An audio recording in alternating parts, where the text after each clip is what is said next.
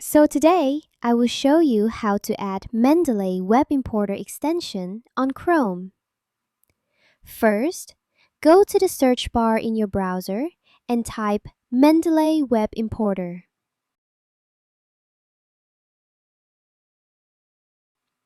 Press Enter and look through the search results. Find the official Chrome Web Store link for Mendeley Web Importer and click on it. Click the button that says Add to Chrome. A small pop-up will appear.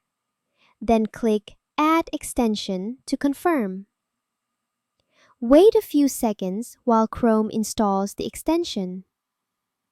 After the installation is done, click the Extensions button in the top right corner of Chrome.